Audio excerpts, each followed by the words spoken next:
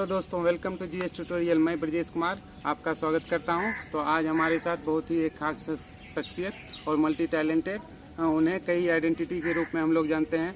JNU में as a research scholar, फिर as a photographer, club के हेड के रूप में फोटोग्राफर, फिर आज एक नए पहचान के रूप में भैया ने डेब्यू किया है अपने बुक से। एक नॉवेल इन्होंने बीए ऑनर्स नाम से लिखा है। तो आज उसके बारे में हम लोग जानेंगे। तो पहले भैया अपने बारे में दर्शकों को कुछ बताइए। मेरा नाम विकास गौतम है और मैं अभी जवाहरलाल नेहरू विश्वविद्यालय में एक सेंटर फॉर फिलॉसफी में रिसर्च स्कॉलर हूँ। थोड़ा सा मैं बताना चाहूँगा बैकग्राउंड में कि इससे पहले मैंने हिंदू कॉलेज से ग्रेजुएशन फिलॉसफी में किया, उसके बाद मास्टर्स जो है सोशियोलॉजी में किया, फिर जो है मास्टर फिलॉसफी में किया। उसके बाद जो है मैं यहाँ पर अभी रिसर्च स्कॉलर के रूप में कार्यरत हूँ। Okay, thank you so much.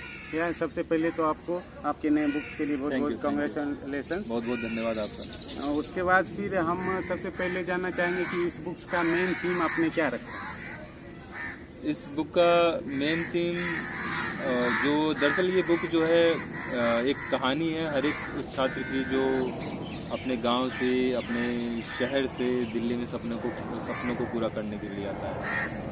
संख्या बहुत होती है, कई लोग सपने पूरे कर पाते हैं, कई लोग नहीं कर पाते हैं। तो उसी पे आधारित जो एक कैंपस लाइफ पे आधारित है, तो इसीलिए इसमें लिखा भी है जो सब टाइटल है किताब का, नॉवेल का, कि बीए ऑनर्स कहानी कैंपस की। कहानी कैंपस की कहानी है। कैंपस की कुछ ऐसी अनसुनी कहानियाँ जो सक्सेस हो गए, जो नहीं भी हो, उनसे संबंधित। Okay, thank you so much. तो बीए ऑनर्स कहानी कैंपस की टाइटल रखने के पीछे भी आपका शायद यही मकसद होगा, या क्या मकसद हो रहा है उससे? दरअसल बीए ऑनर्स की जो शुरुआत हुई वो हैशटैग बीए ऑनर्स की शुरुआत सोशल मीडिया पर हुई। और पहले जब मैं पोस्ट लिखता था, जब मैंने आज से लगभग 3.5 साल पहले जो अनाउंस किया था कि मैं एक उपन्यास लिखूंगा, तो धीरे धीरे लिखने की शुरुआत हुई थी, मगर ये नहीं पता था कि कहाँ किस रूप में ले जाना है, किस क्रम में आगे ले जाना है, कहाँ पर अंत करना है। उसी बीच में सोशल मीडिया पे कुछ उसका अंश डालता रहा। तो वहाँ पर मैंने जो है बीए से जुड़े हुए जो कार्य, जो 3 साल का जो समय होता है, उसको आधार बना के मैंने हैशटैग बीए ऑनर्स वो पोस्ट में डालने लगा। और वो धीरे धीरे पोस्ट जो है सोशल मीडिया पे लोगों को बहुत ज़्यादा पसंद आने लगी। तो उसके बाद हुआ क्या कि जब मैं अपने उपन्यास के अंत में पहुंचा, तो मैंने काफ़ी अपने मित्रों से राय ली कि उपन्यास का शीर्षक क्या होना चाहिए। तो अधिकतर लोगों ने बताया कि जब आप हैशटैग बीए ऑनर्स चला रहे हैं तो आप उसका शीर्षक बीए ऑनर्स ही रख सकते हैं। ओके, तो इसका मतलब इस टाइटल के पीछे सोशल मीडिया कैंपेन या सोशल मीडिया का बहुत बड़ा रोल है। तो चूंकि ये टाइटल अपने आप में पहले से ही ज़्यादा पॉपुलर हो चुकी थी भैया के पोस्ट के माध्यम से, उनके सार्काज़म भरे हुए पोस्ट के माध्यम से, तो उन्होंने इसको सेम टाइटल रखा। ओके, तो आपने इससे पहले डीयू में, जैसा कि आपने कहा कि पढ़ाई की है, तो डीयू और फिर अभी जेएनयू में आप रिसर्च स्कॉलर हैं, तो दोनों जगह में आपको क्या डिफरेंस लगा और क्या माहौल दोनों यूनिवर्सिटी है? सबको पता है कि पूरे वर्ल्ड में या इंडिया में one of the top most university है, चाहे वो एजुकेशन के मामले में हो या इंफ्रास्ट्रक्चर और कैंपस के मामले में। और जैसा कि आपकी बुक का टाइटल ये कैंपस से रिलेटेड, तो आप इन दोनों को कैंपस के बारे में कुछ दर्शकों को बताएं। दरअसल डीयू और जेएनयू कल्पना करना मुश्किल है इनकी तुलना के लिए, कि तुलना ही मुश्किल है। दोनों का अलग अलग परिप्रेक्ष्य है, अलग अलग महत्ताएं हैं। जेएनयू जो जाना जाता है शोध के लिए, रिसर्च के लिए, यहाँ पर एक से एक रिसर्च होती है। डीयू का भी अपना अलग महत्व है। तो तुलना करना थोड़ा मुश्किल है और मैं तुलना कर भी नहीं पाऊंगा। मगर जो सबसे महत्वपूर्ण बात ये होती है कि जो छात्रों का जो व्यवहार है, जो स्वभाव है, वो दोनों का लगभग एक ही जैसा है। ये है कि थोड़ा सा राजनीतिक सचेतता जेएनयू में ज़्यादा है, मगर डीयू में भी थोड़ा सा जो है, थोड़ा सा 19-20 का फासला ले लीजिए। तो इसीलिए जो आपने देखा होगा कि अवेयरनेस जो होती है वो जेएनयू में थोड़ा सा ज़्यादा है। 19-20 का फर्क, ज़्यादा नहीं। तुलना मुश्किल है, मगर फिर भी मैं कह रहा हूँ 19-20। Okay, thank you so much भैया। तो भैया ने इसे पूरी तरह से तुलनात्मक नहीं किया, लेकिन दोनों यूनिवर्सिटी के कुछ खासियत हमें से रूबरू करवाया, तो उसके लिए बहुत बहुत धन्यवाद। अब जैसा कि फेसबुक के शॉर्ट स्टोरी से हमने बहुत सारे इंटरेस्टिंग मोमेंट और इंटरेस्टिंग आर्टिकल्स हमने पढ़े हैं, तो तो इस बुक लिखने के दौरान आपको कुछ सबसे ज़्यादा इंटरेस्टिंग जो मोमेंट रहा हो उसके बारे में अगर कुछ शेयर करना चाहें।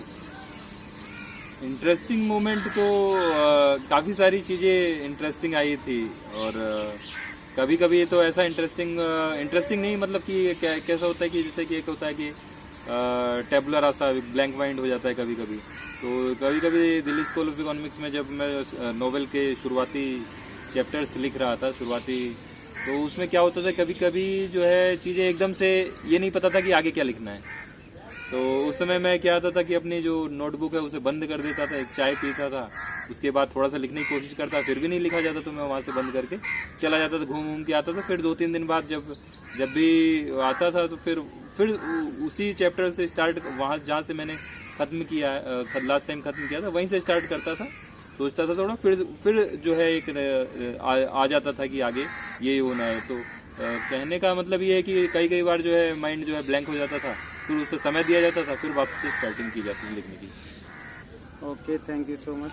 तो इस तरह हम लोग आपके फोटोग्राफी स्किल्स को भी सोशल मीडिया, फेसबुक पोस्ट या इंस्टा पे बहुत सारी बार देखते हैं। तो हमारे जो व्यूअर्स जो जिनका फोटोग्राफी एक स्किल या हॉबी है, तो उन्हें सबसे पहले मतलब फोटोग्राफी के लिए कुछ बेसिक अगर आप टिप्स देना चाहें।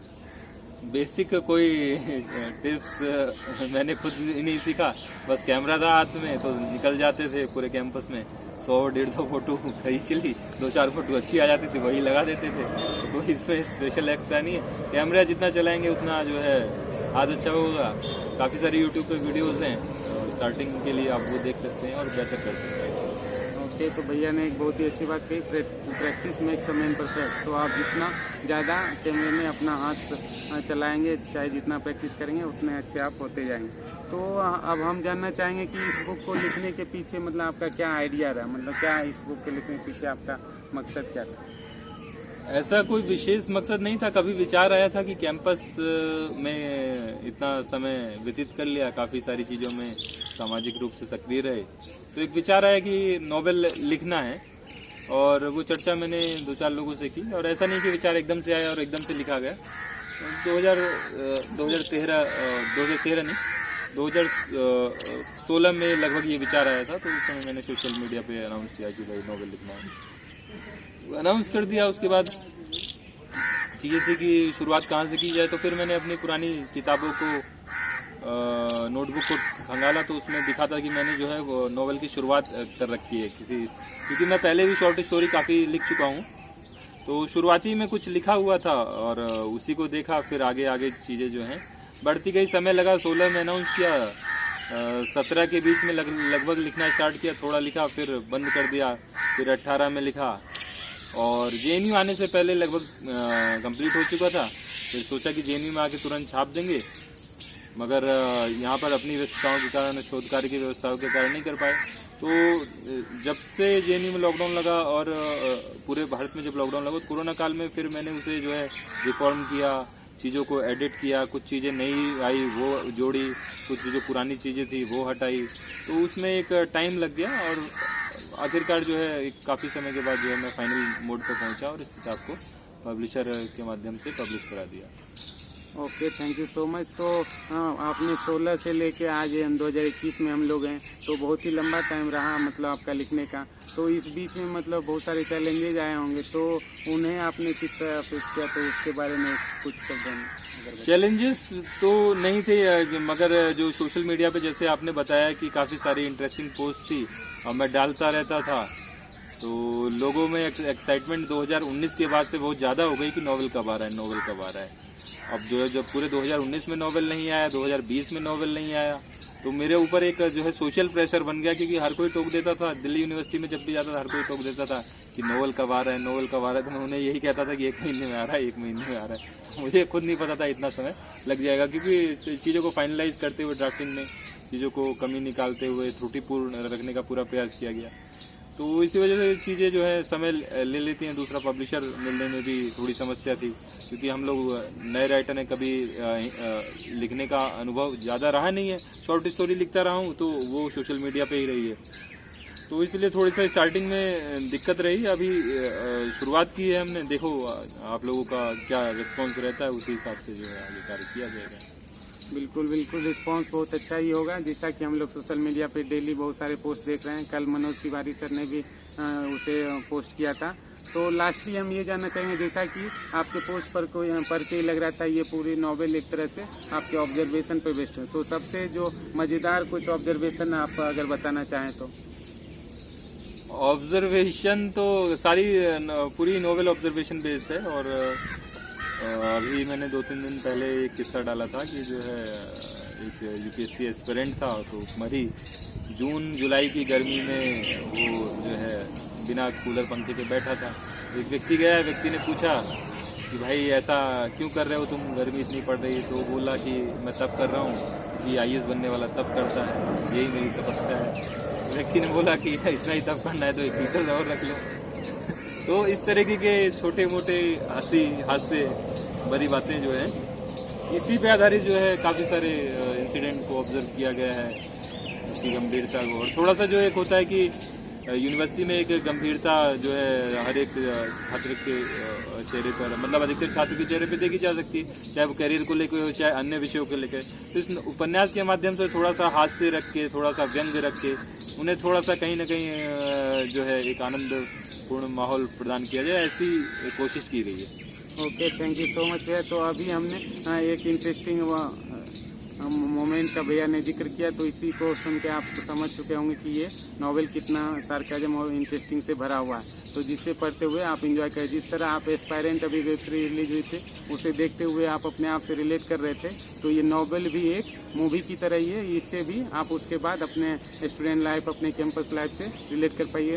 तो इस लास्टली हम ये जानना चाहेंगे, इस नॉवेल को हम कैसे प्राप्त कर सकते हैं, उसके बारे में हमारे दर्शकों को कुछ बता दें। ये नोवेल अभी सभी प्लेटफॉर्म पे उपलब्ध है। आप पब्लिशर की, जो हमारे पब्लिशर है, उनकी वेबसाइट पे bookbazooka.com पे वहाँ पे प्राप्त कर सकते हैं। साथ ही फ्लिपकार्ट और अमेजन दोनों प्लेटफॉर्म पर ये पुस्तक उपलब्ध है, तो आप वहाँ से भी इसे प्राप्त कर सकते हैं। Okay, thank you so much भैया। और आपको इस वीडियो के डिस्क्रिप्शन बॉक्स में भी लिंक उसका मिल जाएगा। और अगर आप जेएनयू से हैं तब तो ऑफलाइन भी आपको केसी में बुक स्टोर से अवेलेबल हो सकता है। तो thank you so much video को पूरा देखने के लिए। ज़्यादा नहीं, 10 मिनट तो हुआ।